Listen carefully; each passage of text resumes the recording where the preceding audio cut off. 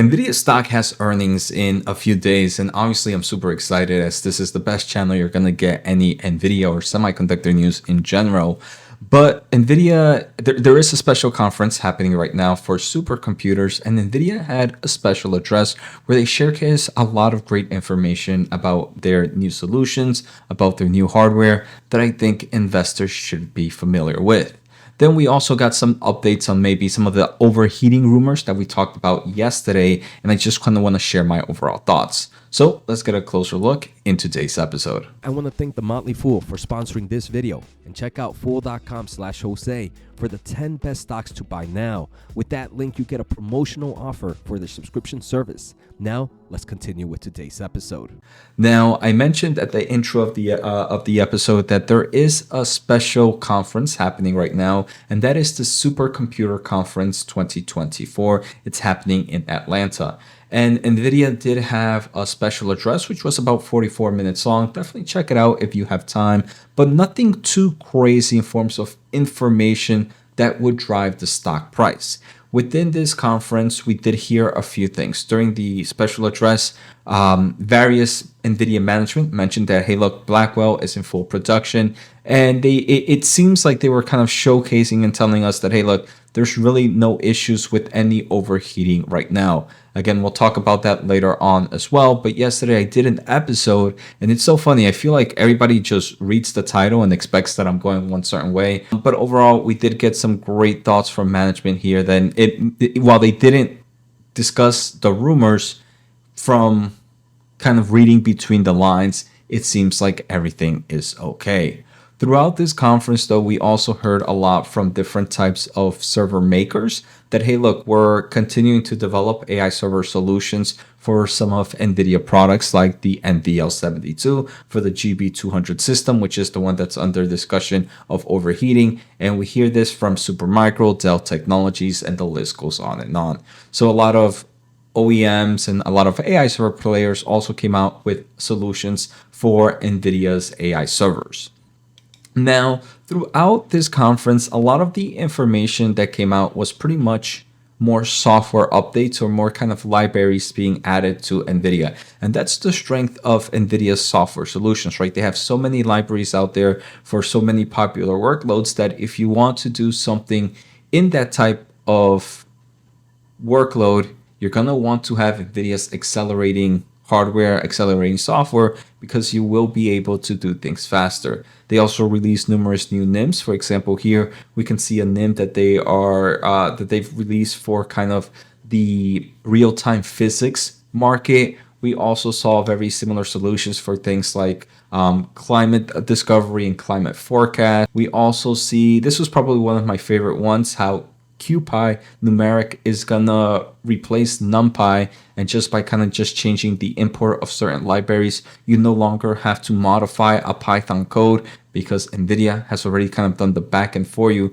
to kind of have accelerating computing clusters at at kind of a changing of a few words.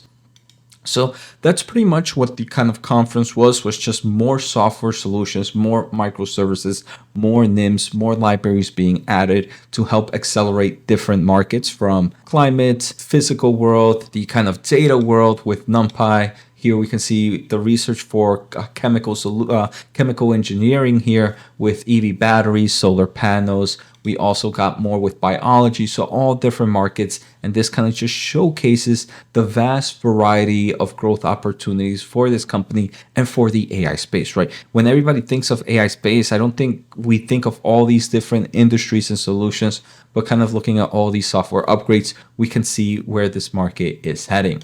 Now, outside of that, NVIDIA did announce a new version of their H200 and the H200 NVL.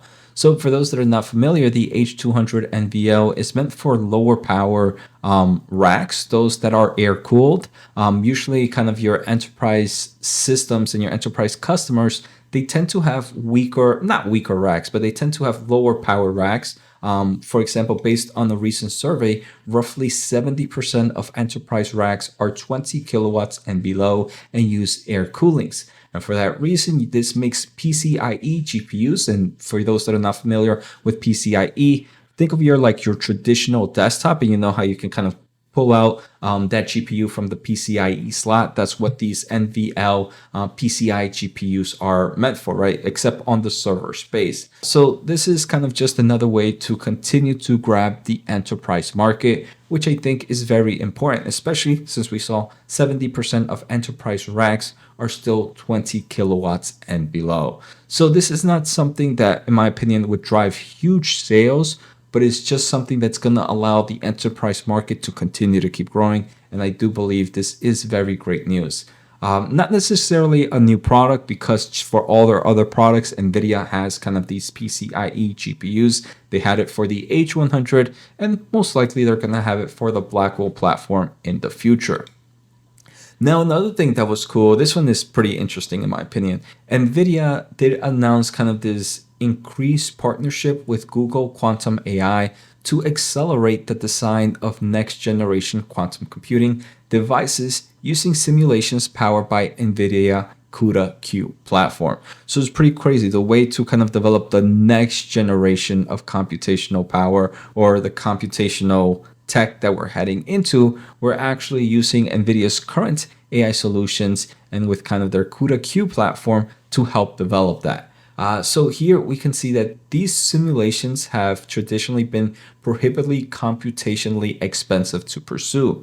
But using the CUDA-Q platform, however, Google can now employ roughly 1,000 NVIDIA H100 GPUs and kind of help focus and drive down the cost dramatically for what it used to be. So this is pretty interesting, right? Because Google and Nvidia are working together to develop kind of that future of the computation, of quantum computation, which is pretty impressive. And we can see how Nvidia's AI solutions and AI processors are leading the way for that. So again, the biggest competitor to Nvidia continues to be Nvidia, because they just continue to innovate to the next level, and that's what gets me so excited for this company.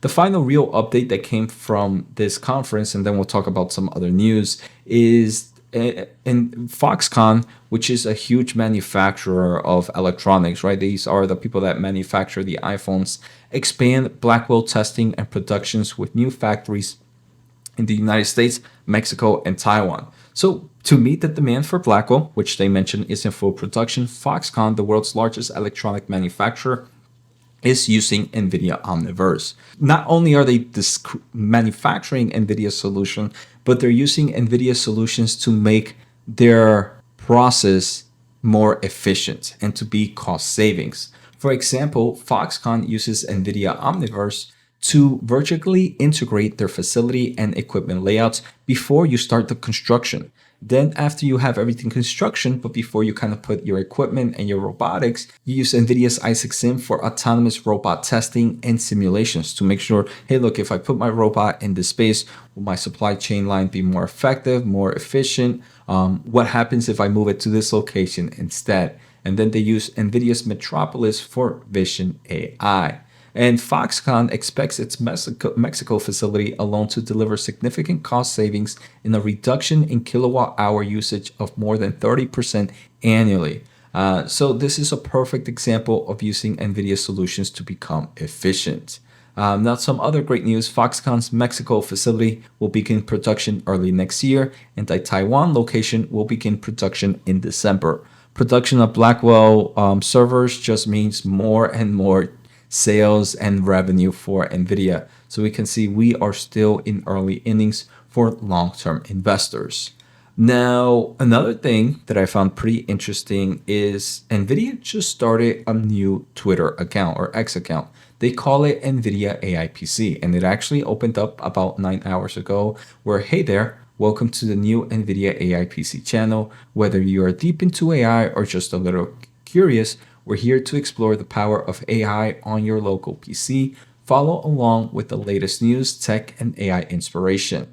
So for them opening up this Twitter page, it seems like they're really going to push forward into this AI PC market. And to me, it gets me excited. It shows that, hey, look, they probably have something big coming out in the next few quarters for the AI PC space.